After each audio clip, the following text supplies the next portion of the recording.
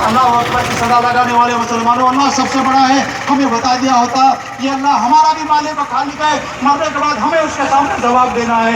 आपने बताया होता हम अल्लाह कर करके तोड़ने कभी नहीं जाते, किसी के कहने पर नहीं जाते। आप गुनाहगार हैं इस बात के, आपके खानदान के लोग गुनाहगार हैं। आपके मुफ्ती साहब मौलवी साहब कटघरे में खड़े कर दिए जाएंगे। आपने मदरसे में तालीम दिया, सब जगह तालीम दिया। इन हिंदू भाइयों के सामने जो नमाज में खड़े थे, इन गैर मुस्लिम भाइयों के सामने जो आप बोलते हैं, इनको इस्लाम का ताल्लुक कराने वाला कौन आएगा? कोई नबी आने वाला है क्या? किस चीज का इंतजार हो रहा है? आपको ये बता रहे ये बातें इस्लाम क्या है, कुरान में क्या लिखा, हदीस में क्या लिखा है। आप पहले खुद पढ़ लीजिए, उस पर अमल कीजिए, उसकी दावत दीजिए, नहीं तो आपको उग्रवादी आतंकवादी बना दिया जाएगा। सन 1983 में सिख भाइयों को उग्रवादी बना दिया गया था। हमारे देश की प्रथा है, जब कोई कौम सो जाती है तो उसको उग्रवादी आतंकवादी और न जाने क्या क्या नाम दे दिए जाते हैं। मैं आपसे गुजारिश करता हूँ, बड़े बड़े महानुभावों के बीच में आए हैं, मैं ज़्यादा वक्त फाइल हूँ, सदर साहब की जितनी ज़्यादा होगी बात करूँगा, क्योंकि बाकी वक्त आपको मैं देख रहा हूँ बहुत बहुमूल्य वक्त लेके आए हैं, तो बहुमूल्य बात आपके बीच में करेंगे। मेरे को यूट्यूब चैनल में जा करके, गूगल पर जाकर मोहम्मद आमिर पब्लिशिंग डालेंगे, मेरे बहुत 100-150 वीडियो आ जाएंगे, उसमें सारी बातें सुनने का मौका मिल जाएगा। लेकिन ऐसी मूर्तियाँ जो बात आपके बीच में करने आई हैं, ऐ मुसलमानों तुम्हारे बीच में बार बार ऐसे जलसे से सम्मेलन रोज नहीं हुआ। आप गनीमत जानिए वक्त की, शांति से बैठिए, प्यासे हों भूखे हों, थोड़ी देर इस धंधे के आ जाए तो थोड़ी देर बर्दाश्त करके देखिए, अल्लाह इसका कितना बड़ा अजर आपको देगा। नागरिक की नमाज आप पढ़ चुके हैं, 11:30 पौने 12 बजे तक ईसा की नमाज आप पढ़ सकते हैं। ऐसी बोलने बातें बढ़ेंगी, मिलेंगी आपको सुनने को, उन बातों को सुनिए।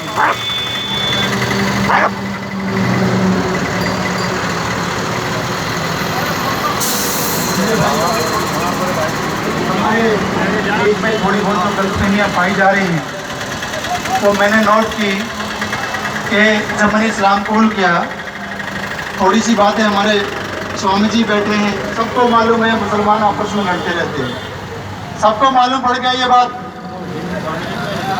हमारे माननीय मोदी जी के खास स्वामी जी कहते हैं मुसलमानों की कितने फिरके हैं, उनमें कितने फिरके हैं उन सब का मालूम उनका है। उन स्टेज बहुत वीडियो कॉल करके बताते हैं, टीवी पर आके बताते हैं। मैं 3-4 बातें जो आप काम का कायम किया है, असाबे सुबह जो कायम की थी उसके 4 शोबे बनाए थे। आप चारों शोबों की अहमियत है। आज क्लास में 4 शोबे बनाए, हर शोबे का एक जिम्मेदार बनाया। असाबे सुबह के साहिबीन में जो लोग शामिल थे, मैं उसकी तफसील में नहीं जाना चाहता, वक्त की तंगी में 1-2 मिनट में मैं अपनी जगह लेना चाहूँगा, क्योंकि बाकी वक्त आ जाने के बाद ज़्यादा लंबी बात करना जो है मुनासिब नहीं होता। तो भाइयों, दावत इस्लाम सबसे पहला शोबा था, हर नबी ने सबसे पहले इस्लाम की चैन की अमल इस्लाम का, कि अरबी में ये कुरान नाजिल हुआ, अरबी नबी पे नाजिल हुआ, तो उस वक्त इस्लाम वर्ड अरबी का है, इसके हिंदी में माने अमन सलामती के हैं और श्योरिटी के हैं, अंग्रेजी में कहते हैं इंश्योरेंस के। आदमी का इंश्योरेंस, ये काम कर लो तुम कामयाब हो जाएंगे, इंश्योरेंस हो जाए तुम पक्का कामयाब, तुम्हें इसका पक्का बोनस मिलेगा। ये बात है जो है ना इंश्योरेंस कराता है इस्लाम।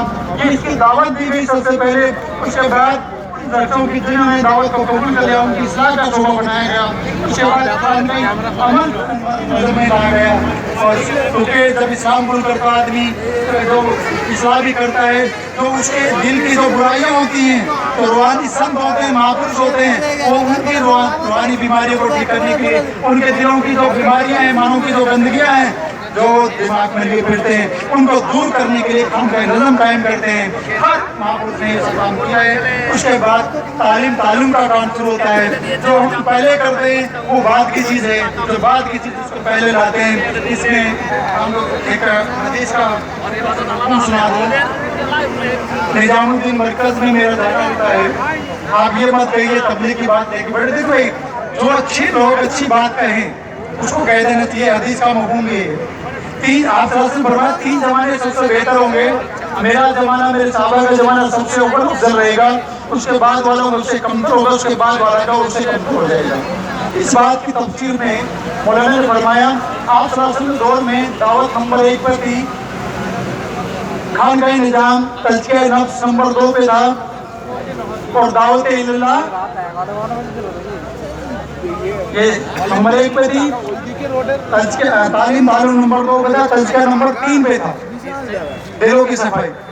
लेकिन ताबीन हजरात का दौर आया, उस दौर में क्योंकि बहुत सारी हदीस बिगड़ी पड़ी थी,